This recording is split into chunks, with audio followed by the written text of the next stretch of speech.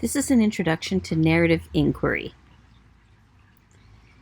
Narrative inquiry has at its center this idea that people think in terms of stories, people think narratively.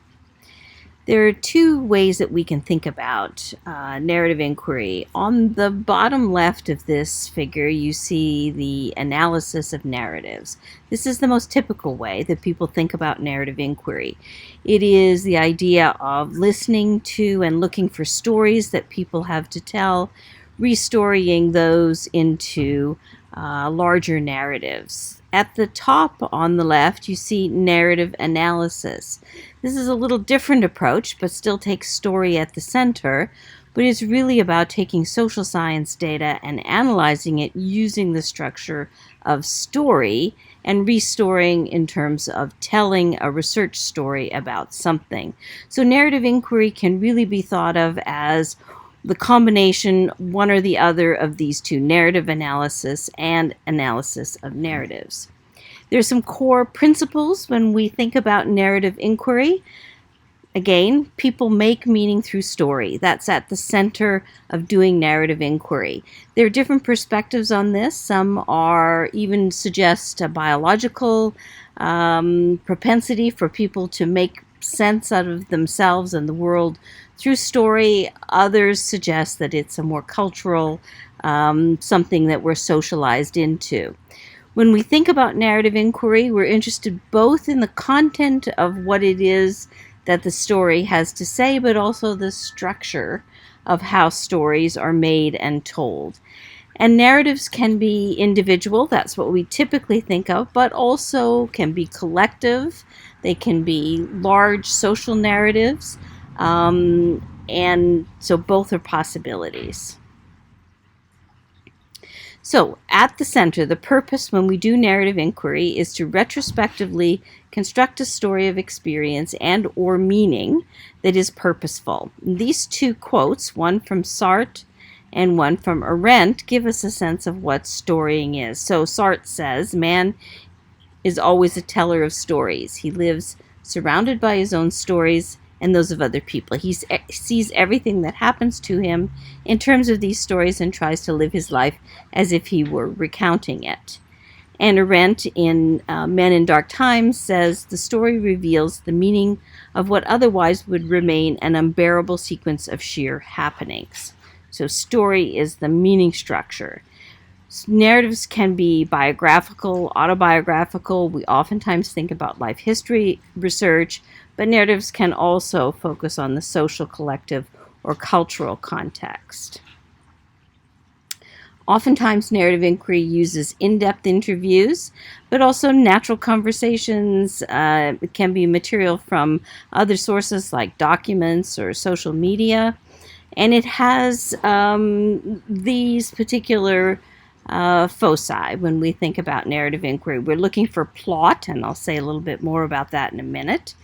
We can look for big cultural themes, ones that we're familiar with, good versus evil, unrequited love, and oftentimes those are revealed to us in fiction, in parables, in what are called universal stories. We look to genres of writing to help us make sense of the way in which meaning is storied. So stories may have characteristics like a mystery or a comedy or a romance. And the analysis that we do when we do narrative inquiry may focus on what is said. That's called a thematic analysis, or how things are said. That's called a structural analysis. And oftentimes there's a combination of both. So narratives, to be narratives, have a plot. And this small image is perhaps one that you've seen before, maybe even in a high school English class. It's a typical standard representation of a story.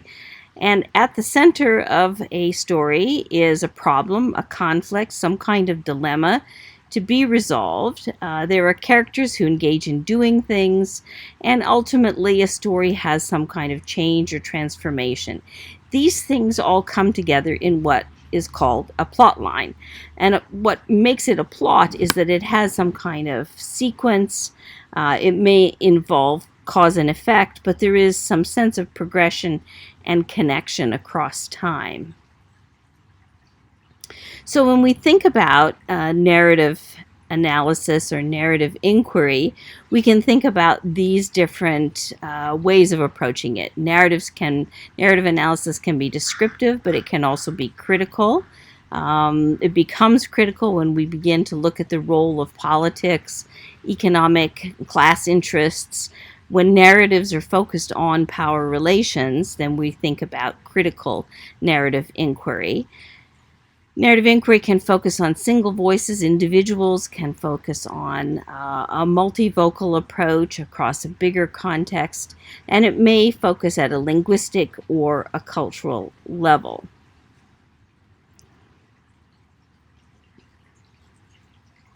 If you want to learn more about narrative inquiry, here are some common names, and you might look for their work.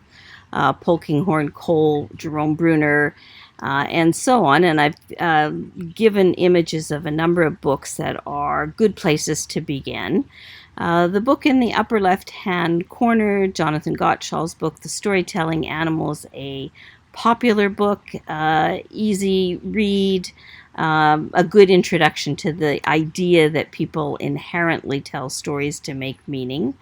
And then the Holstein and Gubrian book is actually a reader of a variety of different ways of doing narrative analysis. It is a good overview of the diversity of perspective within narrative inquiry.